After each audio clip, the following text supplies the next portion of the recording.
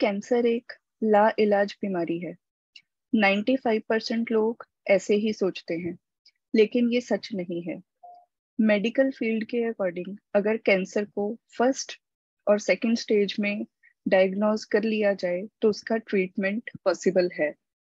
Patient के बचने के चांसेस ज्यादा होते हैं फर्स्ट और सेकंड स्टेज पे अगर कैंसर डायग्नोज हो जाता है। इस वीडियो की शुरुआत करने से पहले मैं ये बता देना चाहती हूँ कि मैं इस वीडियो के माध्यम से किसी भी मेडिकल ट्रीटमेंट या मेडिकल फील्ड के लोगों को चैलेंज नहीं कर रही, और इस वीडियो को देखने से किसी को भी अपना ट्रीटमेंट बंद करने के लिए नहीं बोल रही हूँ। ये वीडियो सिर्फ और सिर्फ ज्योतिष अभ्यास और शिक्षा और जानकारी के लिए बनाई जा रही है। आप अपने आप अपने से जुड़े हुए जितने भी फैसले हैं जो आपकी सेहत से जुड़े हुए हैं, वो आप अपनी सोच समझ से लें। एक ही घर में 4 लोग रहते हैं, लेकिन हर किसी को कैंसर नहीं होता, लेकिन किसी एक को हो जाता है। दूसरे एग्जाम्पल में, घर में पीढ़ी दर पीढ़ी कैंसर चलता आ रहा है। चौथे एग्जाम्पल में, घर में किसी एक को कैंसर होता है, या फिर जो बीमारी माँ में होती है वो बच्चों में आ जाती है, जो पिता में होती है वो बच्चों में पाई जाती है। और कुछ केसेस में कैंसर का पता इनिशियल स्टेजेस में लग जाता है, लेकिन कुछ केसेस में लास्ट स्टेज पे पता चलता है, और कुछ केसेस में पता चल भी नहीं पाता। कुछ लोग तो आईसीयू से बाहर आ जाते हैं, ठीक हो जाते हैं, वेंटिलेटर से उठ जाते हैं, लेकिन कुछ लोग छोटे से बुखार से ही अपना दम तोड़ देते हैं।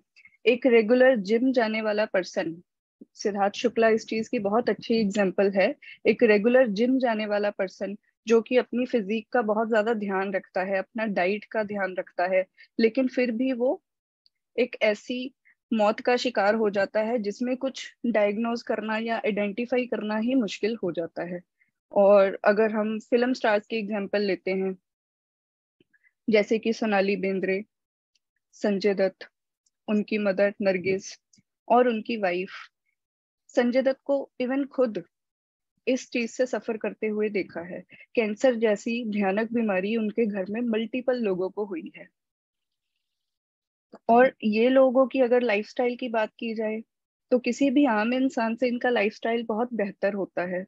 हम सब जानते हैं, जितना ध्यान अपनी सेहत का, अपनी लुक्स का, अपनी डाइट का ये लोग रखते हैं, और कोई भी नहीं रख पाता है। लेकिन फिर भी इन लोगों को इन चीजों से गुजरते हुए हम सबने देखा है। इन सबके पीछे आपकी कुंडली, आपके ग्रह, आपस में उनका तालमेल, उनकी मित्रता, शत्रुता, आपके घर में रखी हुई चीजें, आपके घर का वास्तु बहुत ज्यादा काम करता है। बड़े बड़े मेडिकल इश्यूज जो हैं वो वास्तु और ज्योतिष की मदद से ठीक किए जा सकते हैं और डायग्नोज किए जा सकते हैं, प्रिकॉशंस ली जा सकती हैं। हम स्टेप बाय स्टेप इन दोनों चीजों को अंडरस्टैंड करेंगे। कुंडली में जो हमारा 6th हाउस रहता है, उसे छोटी बीमारियों का घर माना गया है। 8th हाउस को लंबी बीमारी का घर माना गया है। गुरु, केतु, शनि और राहु जो है ये लंबी बीमारी देते हैं। या फिर आप ये समझिए कि कोई बीमारी अगर होती है और अगर ये उसमें कारक है, तो वो बीमारी जो है वो लंबी चली जाती है।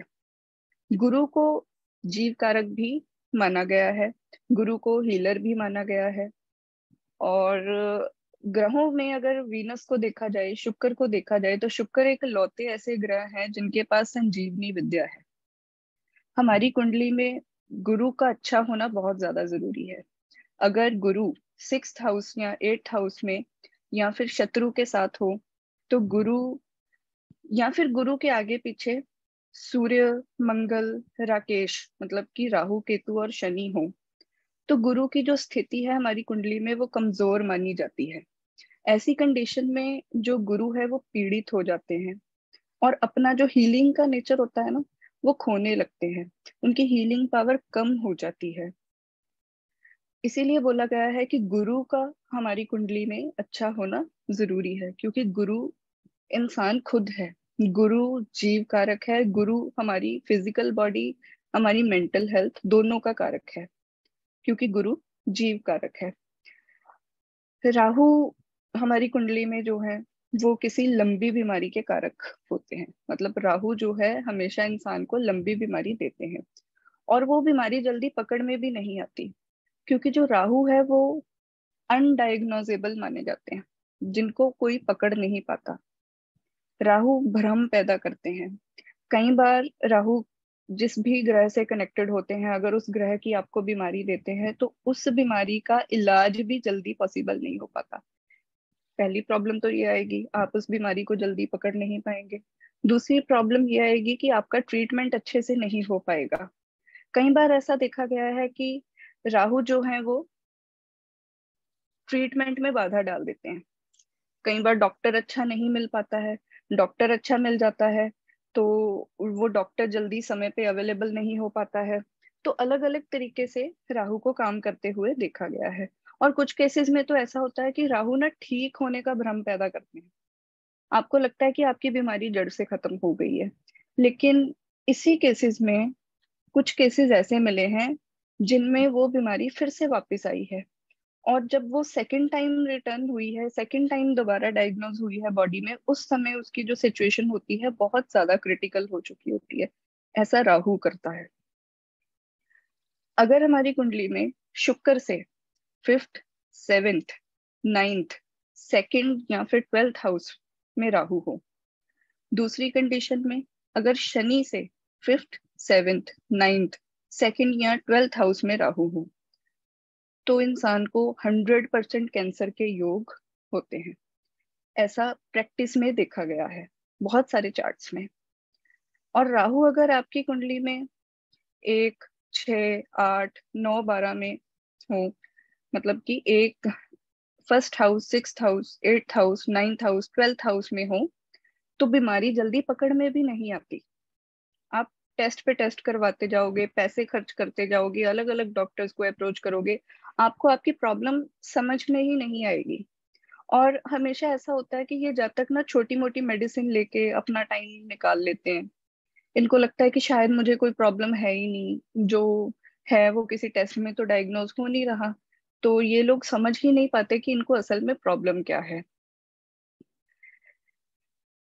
जो मैंने आपको पहले कॉम्बिनेशंस बताए हैं, प्लानिटरी कॉम्बिनेशंस, अगर उनमें राहु या शनि भी साथ में जुड़ जाते हैं तो बीमारी को बहुत ज्यादा लंबा खींच देते हैं, लंबी चलेगी वो बीमारी।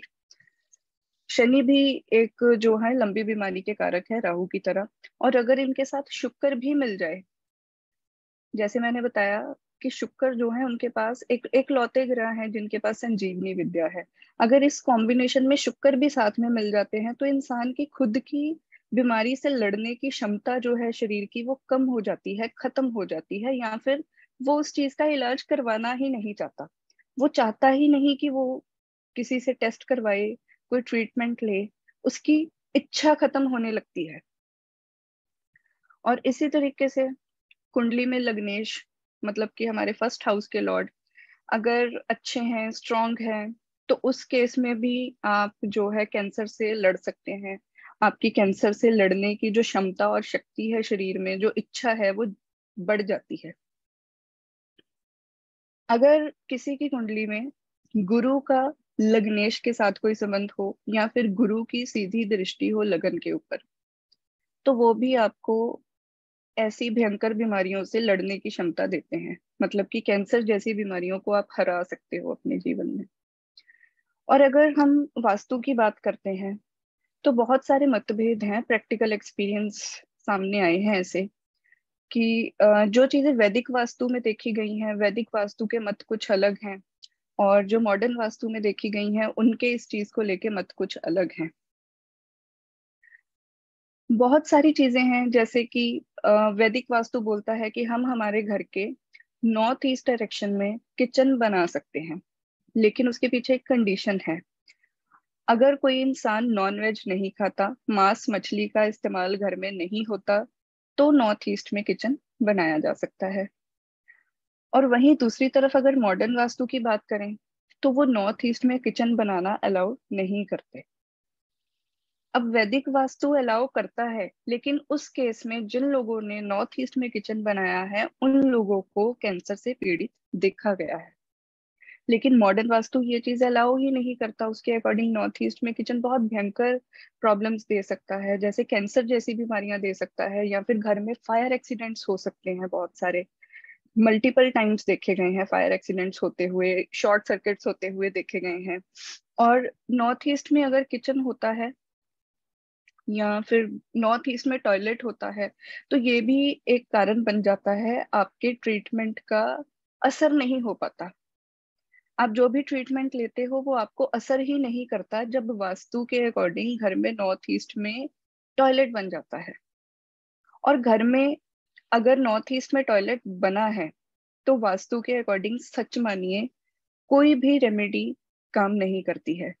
एक लौती ऐसी जगह है नॉर्थ ईस्ट जिसमें अगर आपका टॉयलेट आ जाए तो आपको उसको रिमूव करना ही पड़ेगा, उसको तोड़ना पड़ेगा।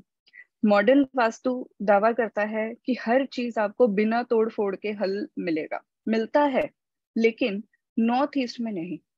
नॉर्थ ईस्ट में अगर टॉयलेट आ गया है, कोई बड़े से बड़ा वास्तु शास्त्री भी अगर आपको आके बोले कि आप बिना तोड़ फोड़ के इसका मैं आपको हल दे सकता हूं, तो वो गलत बात है। ऐसा नहीं हो सकता। इसके अलावा लोगों को अक्सर ध्यान में नहीं आता ये चीज, क्योंकि वैदिक वास्तु बोलता है कि साउथ वेस्ट में बेडरूम बनाना बहुत अच्छा है, क्योंकि साउथ वेस्ट में अर्थ एलिमेंट की प्रेजेंस मानी गई है। लेकिन वैदिक वास्तु में कहीं पे भी साउथ साउथ वेस्ट का जिक्र नहीं होता है।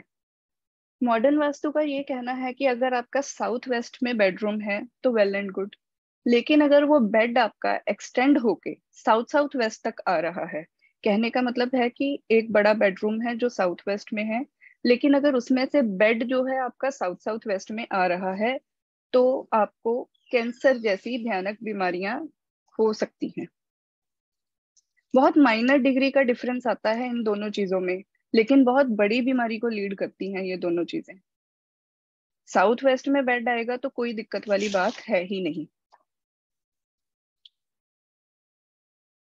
और साउथ साउथ वेस्ट में अदरवाइज ट्रीट किया जा सकता है बेडरूम को। अगर साउथ साउथ वेस्ट में बेडरूम बन जाता है तो इस चीज का ट्रीटमेंट है, लेकिन फिर भी साउथ साउथ वेस्ट में बेडरूम अगर ना बनाया जाए तो वो आपके लिए बहुत अच्छा होगा। और बहुत सारे केसेस में ऐसा देखा गया है कि जिन लोगों का बेडरूम साउथ साउथ वेस्ट में है वो लोग अपने ट्रीटमेंट के लिए एग्री नहीं करते, वो लोग वास्तु की रेमेडीज के लिए एग्री नहीं करते। उनका नेचर बहुत ज्यादा रिजिड हो जाता है, वो लोग अपनी लाइफ में कोई भी चेंज देखना ही नहीं चाहते। ये कुछ वास्तु और एस्ट्रो से जुड़े हुए पॉइंट्स हैं जो मैंने आपके साथ शेयर किए हैं। खास तौर पे कैंसर अवेयरनेस के लिए ये वीडियो आपके लिए बनाई गई है। तो हमारी हमेशा कोशिश रहती है कि हम जो भी टॉपिक आपके सामने रखें उसको हम एस्ट्रोलॉजी वास्तु हर तरीके से कवर करें, ताकि जब भी कोई वीडियो देखे तो उसको महसूस हो कि मुझे कंप्लीट नॉलेज दी गई है। तो अगर आपको ये वीडियो अच्छी लगी हो तो आप इस वीडियो को ज्यादा से ज्यादा शेयर करें, व्हाट्सएप पे, फेसबुक पे, यूट्यूब, जैसे भी आप जो भी सोशल मीडिया प्लेटफॉर्म आप यूज करते हो, आप प्लीज इस वीडियो को शेयर करिए।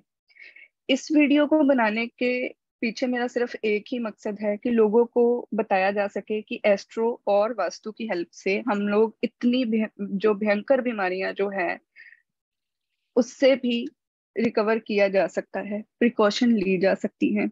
छोटी छोटी चीजों का ध्यान रख के हम हमारी जिंदगी को एक अच्छे रास्ते पे लेके जा सकते हैं। हम हमारे बच्चों का बचाव कर सकते हैं, घर फैमिली मेंबर्स का बचाव कर सकते हैं।